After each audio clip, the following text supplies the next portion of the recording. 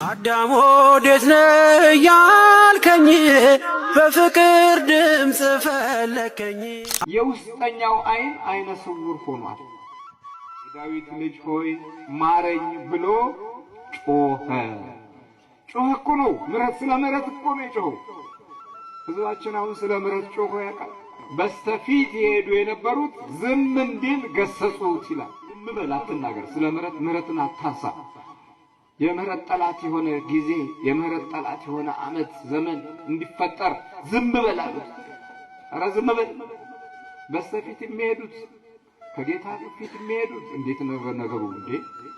ምንድነው ታዲያ የተማሩት? አንዳንድ ጊዜ ወደ እግዚአብሔር ቤት እንመጣና እንዲህ አይነት የምህረት አስቸጋሪ የምህረትን ቃል ዝም በል የምንል እንኖራለን። ቀድመው እየሄዱ ዝም በል አያችሁ። አንደኛውን ስናልፍ ሁለተኛው እግዚአብሔር ይጀምራል። አንደኛውን እስክታልፍ ድረስ ዝም ብሎ ያልፋል። ከሚያልፈው ጋር ያልፋል። ምናልባት ከሚያልፈው ጋር የምናልፍ ሰዎች እንዳንሆን ችግርንም እኮ ለማስወገድ መጀመሪያ ከአምላኩ ጋር ፍቅር ያስፈልጋል። እየተጣሉ የሚጸልዩ አሉ እኮ እዚህ። አንተ እድሌን እንዲዘግተኸው፣ እድላችንን የዘጋውማ አይነ ጥላ ነው እኮ እግዚአብሔር አይደለም። አንተ አእምሮዬን ዘግተኸው፣ ህሊናዬን ዘግተኸው፣ እባክህ ክፈትልኝ፣ ዘግተኸው ብለን ክፈትልኝ እንላለን። ወይ ጉድ! እንጀራዬን ዘግተው፣ ንግዴን ዘግተው፣ ገበያውን ዘግተው ብለን እንደገና ክፈትልን እንላለን። ዘጊም ከፋችም አድርገን በአንድ በኩል እየተቀየምን በአንድ በኩል እንጸልያለን። ይሄ ነው የሚያጸለው። ውሃው ነው ጽንሱ አይደል?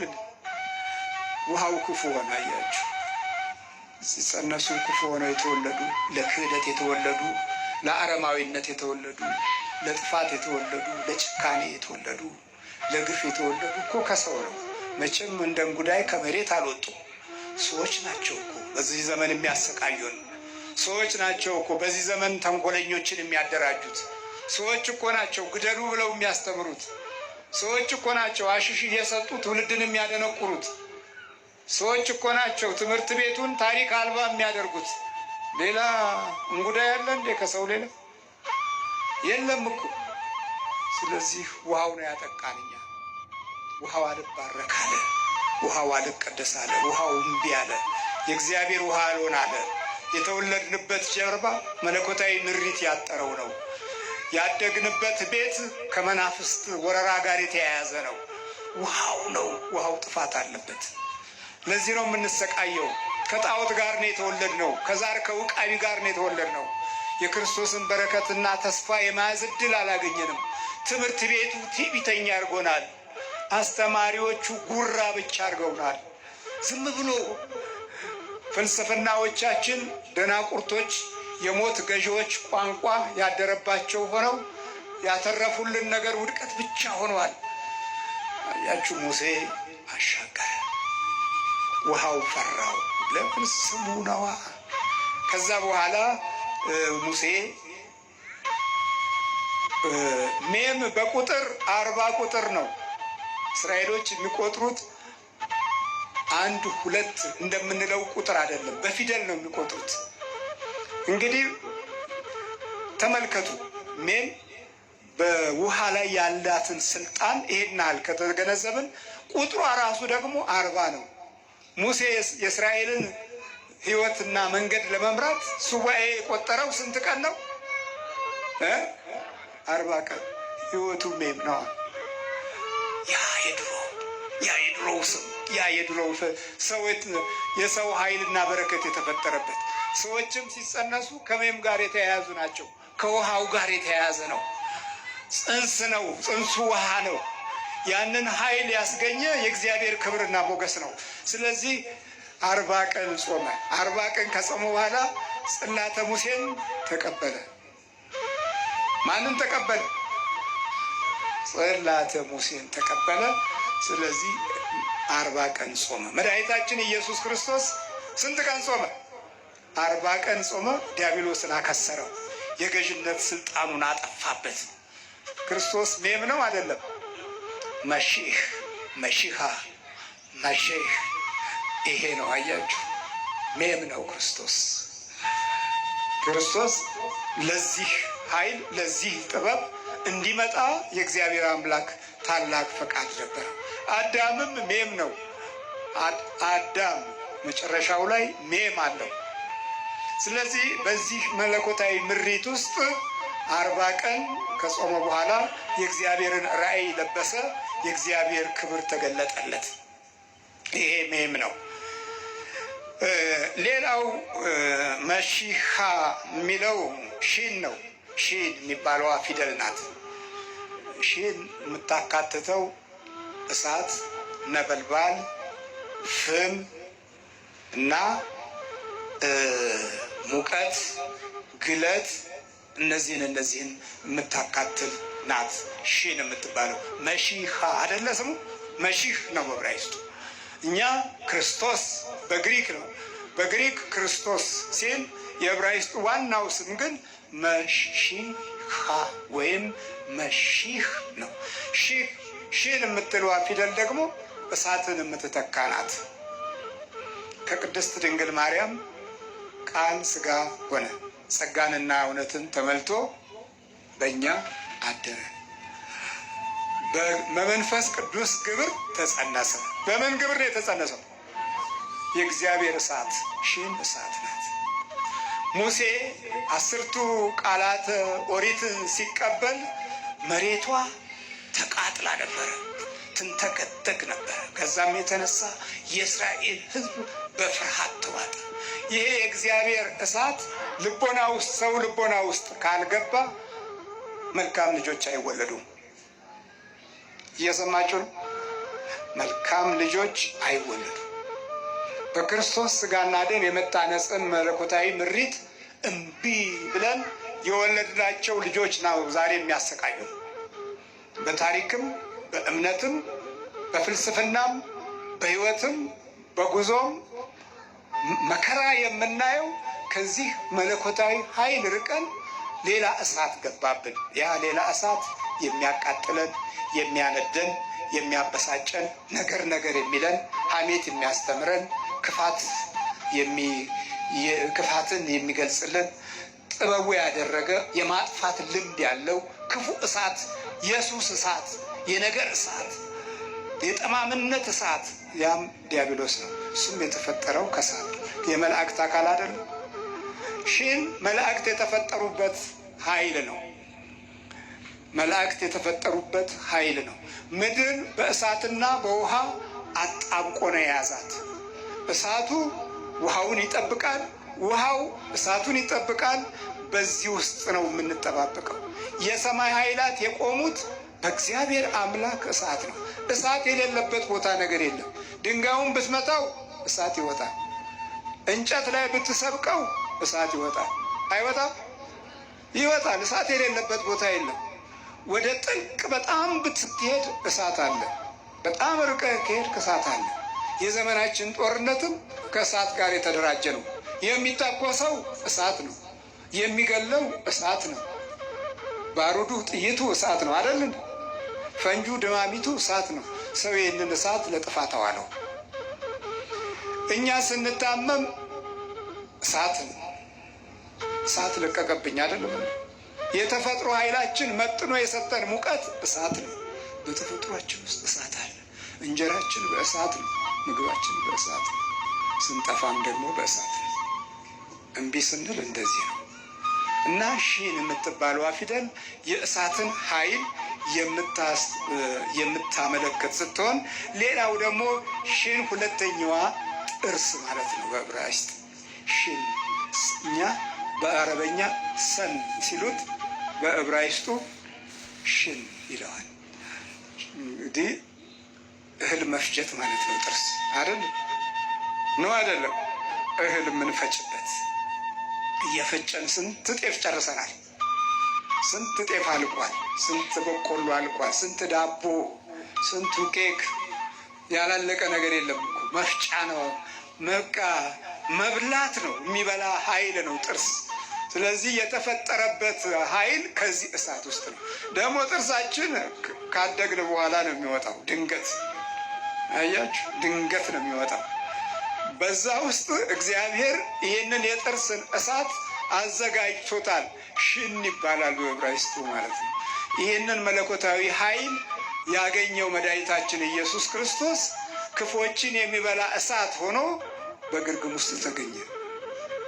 በቃ በማይታወቅ በተናቀ ቦታ ማንም እዚህ አለ በማይባልበት ዘመን ሌሎች ነቅሰው አገረ ግዛት ይዘው የሥጋ ኃይልና ጉልበት ጠንክሮ ባለበት ዘመን ውስጥ እሱ የሰው ልጅ ሕይወት የልብ ንጉሥ ሆኖ የሕይወት ንጉሥ ሆኖ ግርግም ውስጥ ተወለደ።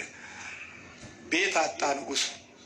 ዓለማችን ይህን ያህል ለእግዚአብሔር ቤት የሚከለክል ነው። አሁን የጸሎት ቤት አለንና አላችሁ መንበርከክ ያላችሁ። ስለዚህ ቤታችን የነገር እሳት ነው። በቃ መለኮታዊ እሳት አይደለም። ጸሎት ቤት ሲኖርህ መለኮታዊ እሳት ከኔ ጋር እደር ብለህ ስትጸልይ የውርሱን የጠላትን ኃይል የዲያብሎስን ክፉ አገዛዝ ታርቀው ነበረ። ግን እንዴት ይሄን መቼ ልንማርም አንፈልግም። ብንማርም እንደ እንግዳ ነገር ነው የምናየው። አልለመድነውም። የለመድነው ዝም ብለን ነው። ስዕሎች እንኳ በስነ ስርዓት የሉንም እኮ የምናመሰግንበት የምንበረከክበት እግዚአብሔርን ክብር ምስጋና ይገው ይሄን ለሰጠህን የምንልበት ቦታ የለንም። በእንዲህ አይነት ሁኔታ ውስጥ የተወለዱ ልጆች ከትምህርት ቤት ብቻ ይማራሉ እንጂ ከአንተ አይማሩም። አምልኮትን አይማሩም፣ ስርዓትን አይማሩም፣ እግዚአብሔርን አይማሩም። ስዶች ናቸው። ወንበር ላይ ሲቀመጡ ሌቦች፣ ቀማኞች፣ ኪስ እጅ የሚያዩ በምንድን ነው የመጣኸው የሚሉ፣ በእግር ነው የመጣህ በእጅ ነው የመጣኸው የሚሉ አፍጠው የሚጠብቁ ከሃዲዎች ወንበሩ ላይ የሚቀመጡት ለዚህ ነው። የዲያብሎስ ጥርስ ያላቸው፣ የአጋንንት ጥርስ ያላቸው፣ የአጋንንት ዓይን ያላቸው እዛ ይቀመጣል። ሺን ዕብራይስጡ ቁጥሯ ደግሞ 300 ነው። የእሷ ቁጥር በቁጥር ሲጠሯት እስራኤሎች 300 ይሏታል። ይህም መለኮታዊ ሌላ ብዙ ነገር አላት። ሌላው ሺን ሻዳይ ብሎ ዕብራይስጡ ቃል ይነግራል። ይሄ ለአብርሃም ሲሰጠው በሽን ኃይል ውስጥ እንዲጠነክር ያደረገበት ኃይል ነው። እኔ ኤልሻዳይ ነኝ አለው ዘፍጥረት 17 ላይ እኔ ምንድን ነኝ አለው? ኤልሻዳይ ነኝ። ሻዳይ ማለት ሁሉን ቻይ ማለት ነው። ኤል ሲጨመርበት ሁሉን ቻይ እግዚአብሔር፣ ሁሉን ቻይ አምላክ። እኔ ሁሉን ቻይ ነኝ፣ በፊቴ ተመላለስ አለው። ፈርቶ ነበር አብርሃም። ሟርቱን ፈራ፣ የአሕዛብ ጣዖትን ፈራ። አባቱ ጣዖት አምላኪ ስለነበረ እንደገና ደግሞ ርስት አልነበረውም፣ ቦታ አልነበረውም፣ መጻተኛ ሆኖ ነበረ። በኋላ በመስዋዕቱ በኩል ስሙን ይጠራ ስለነበረ ሁልጊዜ አንድ ትልቅ ስም ሰጠው። እኔ ኤልሻዳይ ነኝ አለው። ስለዚህ ሻዳይ ማለት ሁሉን ቻይ ማለት ነው። የተጠራው በሺ ነው። እያንዳንዱ የስም ኃይል ስላለው ዛሬ ዝም ብሎ እኮ ነው ስማችን የሚወጣልን። መለኮታዊ ምሪት ከቆመ ሰንብቷል። በዚሁ በሰሜን ነበረ። በሰሜን ያለው ወልደ ገብርኤል፣ ወልደ ማርያም፣ ወልደ ጽዮን፣ ገብረ ጽዮን፣ ደብረ ጽዮን እንደዚህ የሚባለው ሁሉ ወልደ ኪዳን ስሙን ጠሉትና ኃይላይ ኃይለ ኢየሱስ ነበረ እኮ ኃይላይ እዛ ላይ ቀረ፣ ተቆረጠ። ክርስቶስ ጠላ ነው ስሙ። ኢየሱስ እንዳይጠራ ፈላስፋዎች ናቸዋ፣ ምሁራኖች ናቸዋ። ወልደ ገብርኤል ከሆነ ገብራይ ቀረ፣ ገብርኤል ቀረ። ወለተ ማርያም ከሆነች ለታይ ማርያም ቀረች።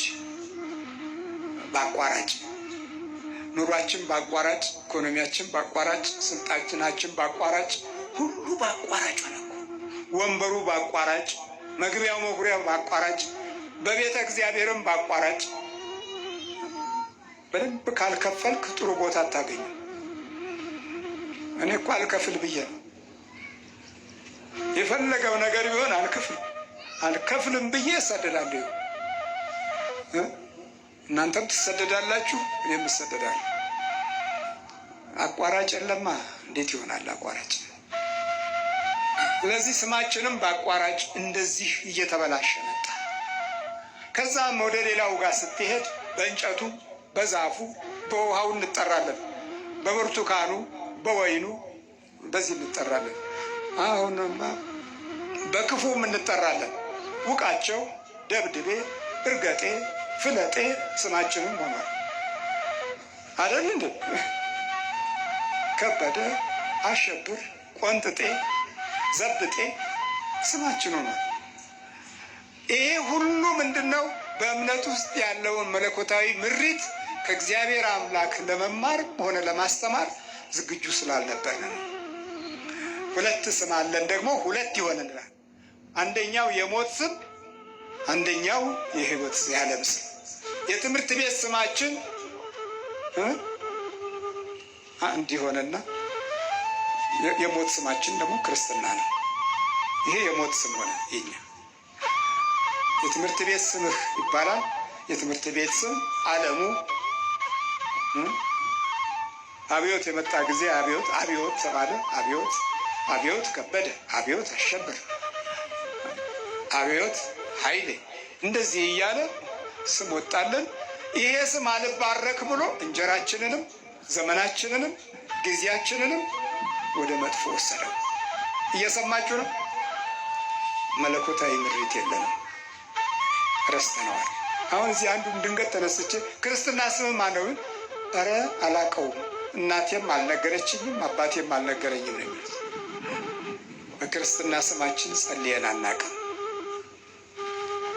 ስለዚህ ሽን ኤልሻዳይ ነው። የኤልሻዳይ ኃይልና ጥበብ ነው።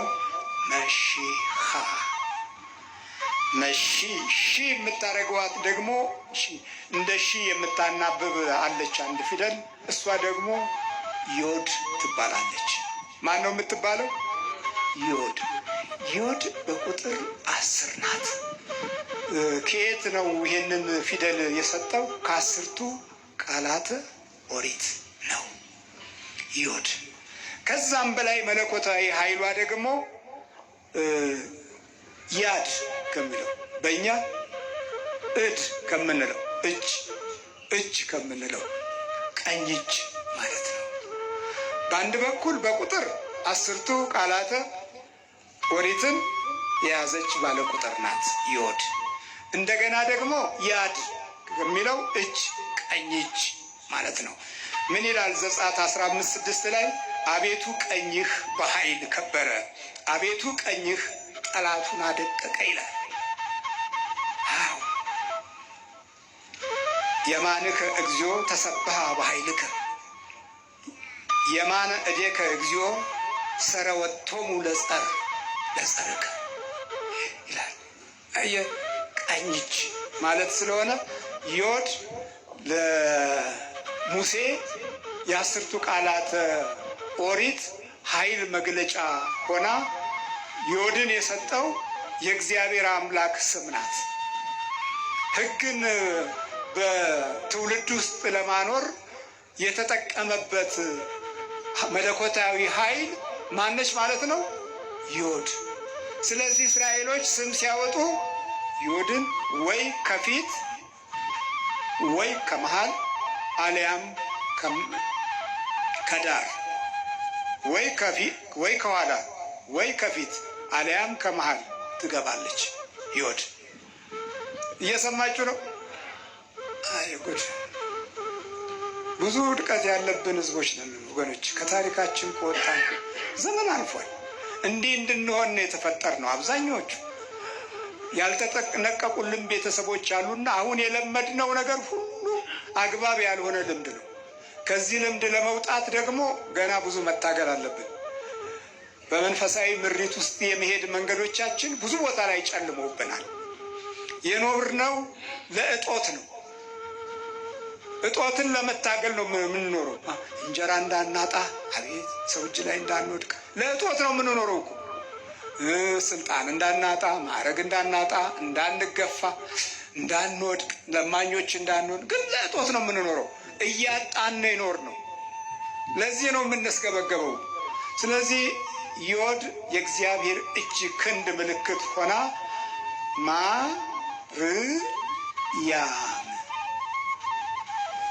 ሚርያም ያ አለች። በእኛ ያ የምትባለዋ እሷ ነች። ዮድ የምትባለዋ ናት። ማርያም መሺሃ መሺ ያለች እሷ ነች ዮድ መሺሃ መሺህ። ስለዚህ መድኃኒታችን ኢየሱስ ክርስቶስ ያ የአስርቱ ቃላተ ኦሪትን ዘመን ሕግን ልሽር አይደለም የመጣሁት ልፈጽም ነው እንጂ አላለም። ስለዚህ ኢየሱስ ክርስቶስ ዮድ ነው፣ በቃ ዮድ ነው። ሞሺያ ሞሻ እዛ ውስጥ ዮድም አለች፣ ዮድ የምትባለው አለች። ብንያም ብንያም የቀኝ ክንዴ ብንያም ያም አያችሁ አለች። ሌሎችም እንደዚሁ ሲጠሩ አናንያ ዮድ አለበት፣ አዛሪያ ዮድ አለበት፣ ኢሳይያስ ዮድ አለበት፣ ሚልኪያስ ዮድ አለበት፣ ነቢዩ ኢሳይያስ ዮድ አለበት፣ ሕዝቅያስ ዮድ አለበት። የለበትም የለበትም። ይህ ሁላችሁ እንዲህ ነው ለስም ጥንቃቄ የሚያደርጉት። ዛሬም እስራኤሎች እያንዳንዱን በብሉይ ዘመን የነበረውን የኦሪቱን አካሄድ ይጠቀማሉ። በዚህ ስም ያሸንፋሉ። እኛ መቼ ነው የምናሸንፈው? ዘላለም ተሸናፊ፣ ተቀጥቃጭ፣ ዘላለም ተደብዳቢ፣ ዘላለም ታሳሪ፣ ዘላለም ተረጋጭ። የስማችን ክብር አያሸንፍም። ሰማችሁ? የስማችን ክብር አያሸንፍም። በመለኮታዊ ኃይል እንዲዋጅ ጊዜ አልሰጠንም። ብክንክን ያለነን ዝም ብሎ የዕለት ኗሪ ትውልዶች ነን እና ሞሺያ ዮድ። ሌላው የመጨረሻው ሄት የምትለዋ ፊደል ናት። እሷ ደግሞ በጣም የሚገርም ነው። እሷን ፊደል ደግሞ ስም ሲያወጡለት እግዚአብሔር አውጥቶ ስም ሲሰጣቸው ሄት የምትባለዋ በበርና በር ሲከፈት መግቢያና መውጫው ምን ይባላል? ሄት ይባላል። ሄት ይባላል መግቢያና መውጫው። ኢየሱስ ክርስቶስ እንዲህ አለ፣ እኔ በር ነኝ አላለም? ሄት ነው። አያችሁ፣ ከፊደሉ ጋር ነው ጉዞ። ሁሉ ነገር ጉዞው እንዲህ ነው። ያ ሄት በር ማለት ደግሞ ምንድን ነው? በሚደንቅ ሁኔታ እስራኤል ነፃ ሊወጡ ሲሉ መቅሰፍት በፈርዖን ሕዝብ ላይ አላምን የሚል ትውልድ እኮ መቅሰፍት ይደራረብበታል። የመቅሰፍቱ ድርብርብ ደግሞ በእኛ እንኳ ስናየው የ60ው ዘመን መቅሰፍት ወጣቱን አጠፋ። ታሪኩ ግን የለም። የጠፋበት መንገድ ታሪኩ ሞቷል። አለ እንዴ? አብዮታዊ ሕዝብ ነው፣ አመፀኛ ሕዝብ ነው። ከግዕዝ ወሰድንና አብዮታል ነው። ከዛ በሙሉ ታሪኩ ጠፋ። ግን አልቋል። ብዙ ትውልድ አሉ። ልጆች አልቀው አባቶች አለጧሪ፣ እናቶች አለጧሪ ቀርተዋል። አለጧሪ ኖረው ቀብረናቸው እነሱም ዛሬ የሉ።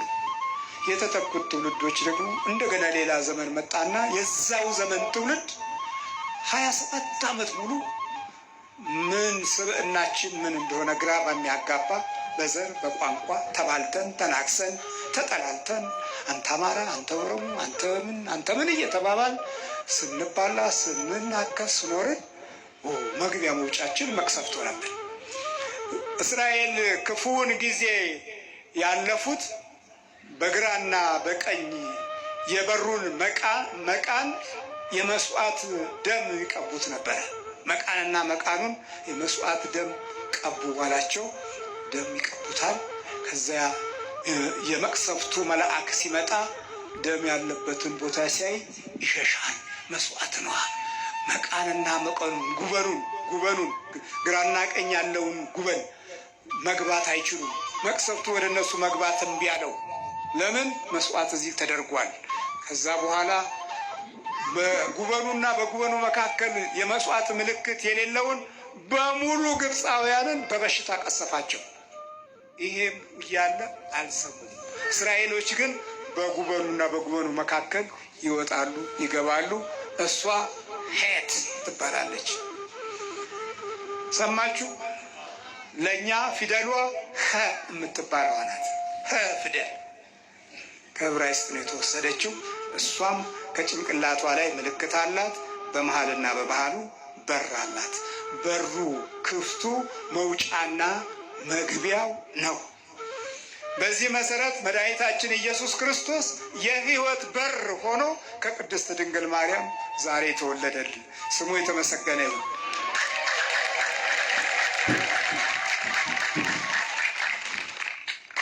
እንደዚህ ነው እንግዲህ ሄት የሕይወት ትንሣኤ ምልክትም ናት። ቁጥሯ 8 ነው። ቁጥሯ ስንት ነው? እስራኤሎች 8 ናት። እሺ መድኃኒታችን ኢየሱስ ክርስቶስ መቼ ተሰቀለ? ዓርብ። ዓርብ ስንት ነው? አይደለም፣ በቀን አቆጣጠር ስንት ነው ዓርብ? 6። ዓርብ ተሰቀለ። ዓርብ 6፣ ቅዳሜ 7፣ እሑድ 8። ሄት ማለት 8 ቁጥር ናት። ስለዚህ ምንድን ነው ማለት ነው? ትንሣኤ። ሞት ሄትን አያሸንፍም። ሞት አያሸንፍም። ሞት አይገዛም። ስለዚህ የሕይወት ትንሣኤ ነው። የኢትዮጵያ ትንሣኤ መቼ ይሆን ታዲያ?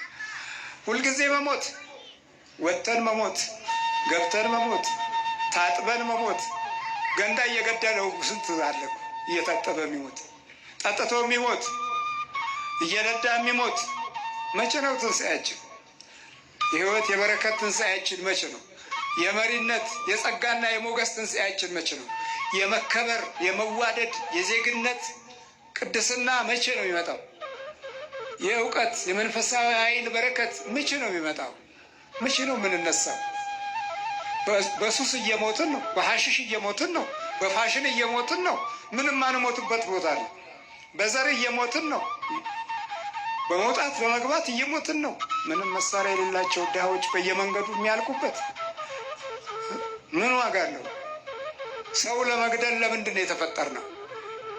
የሕይወት ትንሣኤ ስለሌለን ነው። አያችሁ። እና ትንሣኤ ነው። በ8 ቁጥር እንዳላት ሁሉ በ8ኛው ቀን መድኃኒታችን ኢየሱስ ክርስቶስ ሞትን ሻረው። ስለዚህ በዚህ ስም መሺሃ ተብሎ ተጠርቷል። ማን ተባለ? መሺህ፣ መሺሃ ተብሎ ተጠርቷል። የተወለደልን ይሄ ነው እንግዲህ። አዎ ሀዮም ኖላድ ላሄም መሺያ በኢር ዳዊድ ሁ አመሺሃ ሀአዶን፣ እሱም ጌታ የሆነ በዳዊት ከተማ ክርስቶስ ተወልዶላችኋል። በዚህ ስም ነው እንግዲህ ይህ ስም በሕይወታችን ውስጥ እንዲኖር መውጫ መግቢያውን ሲያዘጋጅልን እኔ የሕይወት በር ነኝ፣ በእኔ የሚገባ በእኔ የሚወጣ መሰማሪያ ያገኛል ብሎ አድጎ ሲያስተምረን መውጫ መግቢያውን ሁሉ ራሱ አደረገ። የበጎች እረኛ እኔ ነኝ አለ። ዳዊት በረኝነት እንደተመረጠ ሁሉ እሱም ለሕዝቡ እረኛ ለመሆን እኔ ነኝ የበጎች እረኛ ብሎ በጎችን የመምራትን ምስጢርና ጸጋ አበዛልን። በመሺህ የተወለድነው በስሙ የተጠራ ነው በኢየሱስ ክርስቶስ ነው። በክርስቶስ እኛ ምን ተባል? ክርስቲያኖች ተባልን። ታዲያ ዲያብሎስ ምን አደረገ? በዚህ ስም የተጠሩትን ኑክሌር አፈላሰፋቸው። ኑክሌር ሰሩ፣ ማጥፊያ ሰሩ። ክርስቲያኖች እኮ ናቸው። ኑክሌር ሰሩ፣ ፈንጅ ሰሩ፣ ድማሚት ሰሩ፣ ሮኬት ሰሩ። ክርስቲያኖች ናቸው። ግን የሚተኮሰው ወደ ማን ሊሆን? ወደ ሰው ነው። እሳቱ አያችሁ። መድኃኒታችን ኢየሱስ ክርስቶስ በመንፈስ ቅዱስ እሳት ዲያብሎስን አቃጥሎ ከሕይወታችን ለማራቅ ከቅድስት ድንግል ማርያም በግርግም ተገልጦ ንጉሥነቱን በሰው ልጅ ሕይወት ውስጥ አደረገ። ንጉሥነቱን በምን ውስጥ አደረገ? በሰው ልጅ ሕይወት ውስጥ። የሄሮድስ ንጉሥ በውጭ ይገዛል፣ ይቀጠቅጣል፣ ያርዳል፣ ይፈልጣል፣ ያስራል፣ ያልተገዛውን ይነቅላል፣ ያሳድዳል፣ ታሪክ ያጠፋል፣ ይሰውራል። እንደዚህ እንዳሳለፍናቸው ዘመናቶች እንደዚህ በክርስቶስ ግን የሆነ ሰው በክርስቶስ የተቀባ ሰው እንደ ዳዊት ሕዝቡን ይጠብቃል፣ ታሪክ ይጠብቃል፣ ወገን ይጠብቃል፣ ተስፋ ይጠብቃል፣ አገርን ይጠብቃል፣ እምነትን ይጠብቃል። ዛሬ የምንጠብቀው ራሱ ግራ የሚያጋባ ነው እና ስሙ አያችሁ፣ አንደኛ ከውሃ ጋር የተያያዘ ነው። በውሃ እንድንነጻ መሺሃ ሆነልን። በሁለተኛ በእሳት በመንፈስ ቅዱስ እሳት እንድንባረክ እሳቱን በሕይወታችን ውስጥ አቀበለን። ምን ስጋው ደግሞ የእግዚአብሔር እሳት ነው። የምን እሳት ነው? የእግዚአብሔር እሳት። ማንን ያቃጥላል? ኃጢአትንና ዲያብሎስን ያቃጥላል። ለእኛ ደግሞ ጸጋና ሞገስን ይሰጣል። ይህንን እናት አባቶቻችን ጠልተው ወደዛ ራቅ ብለው ቆሙ። ዓመት በዓል ሲመጣ ሃይመራ ሆነው ሃይመራውን ጨፍር ነው። ለጭፈራ ነው የምትጠሩት። ሞቅ ሞቅ የሚለው ጨፋሪውም በጣም እንደው ጊዜ የሚያገኘው ለዚህ ነው። ከኛ ይልቅ ጨፋሪዎች ይደመጣሉ። በእናንተ ልቡም ውስጥ የሚኖሩት እነሱ ናቸው። ከመንፈስ ጋር ስንታገልማ ዘራችን ክፉ ስለሆነ ጠንቋዩ እንላለን። በየመንደሩ በየምኑ በየመድረኩ እንዲህ የሚሉ ነገዶችን አፈራን። የደህንነት ሞገሳችን ላይ መቆም አቃተን። ስለዚህ መሺሃ ኢየሱስ ክርስቶስ ይሄ ነው የስሙ ትርጉም። በዚህ ውስጥ በዚህ ጸጋና ሞገስ እንድንወለድ የእግዚአብሔር ክብርና ጥበብ ተዋጅቶልናል። ሴት በተወለደች በ80 ቀኗ ክርስትና ትነሳለች። በስሟ ግን አትኖርም። አልማዝ ሆና ትቀራለች። ብርቱካን ሆና ትቀራለች። ስሟ አይጠራበትም። መናፍስት አይደነግጥም። ከጥላ ጋር ትወለዳለች። ወለተ ማርያም ተብላ አታድግም። ወለተ ኪሮስ ተብላ አታድግም። ስለዚህ ዝም ብሎ ዓለማዊ ስም ነው። በሳሩ በምኑ በዛፉ ትጠራለች። በቃ የስማችን ኃይል ከመከራ የሚያወጣ አይደለም። ሰማችሁ? ወንድ ልጅ በ40 ቀን ይጠመቃል።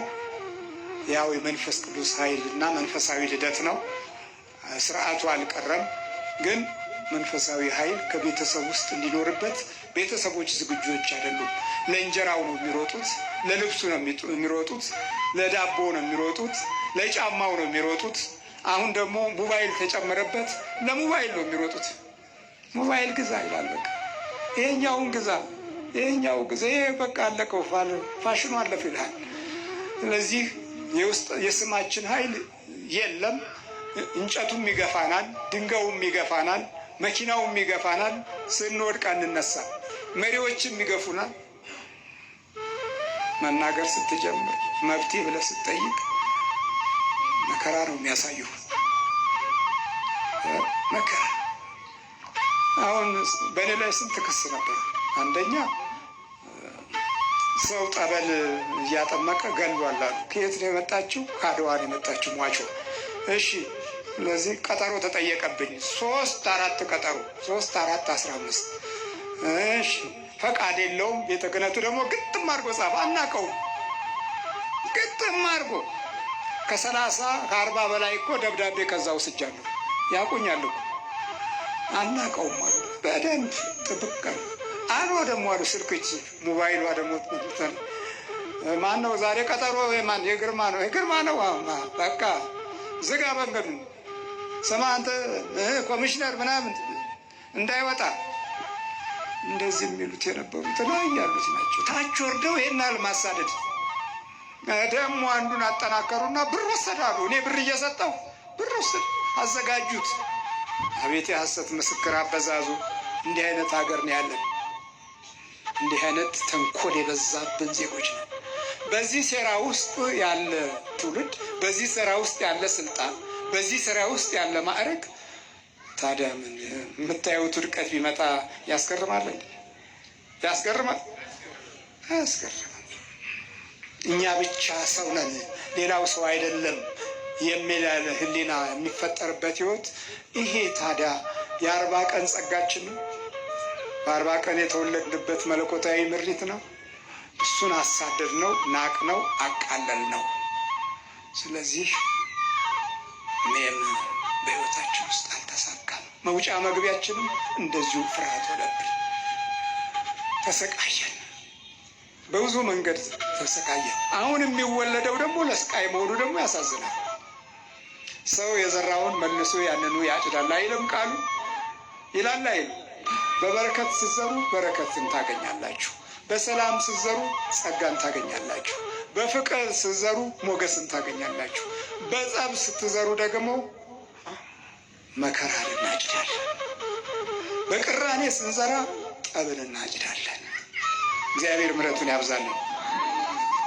በክርስቶስ ሥጋና ደም ታትመን የክርስቶስን የልደት ሞገስ ጸጋ አግኝተን የመንግሥቱ ወራሾች እንድንሆን እግዚአብሔር አምላካችን ያብቃል። አዳም ወዴት ነህ ያልከኝ በፍቅር ድምፅ ፈለከኝ። አልብሰኝ ነጩን ልብስ እወድሃለሁ ኢየሱስ፣ አከብረሃለሁ ክርስቶስ።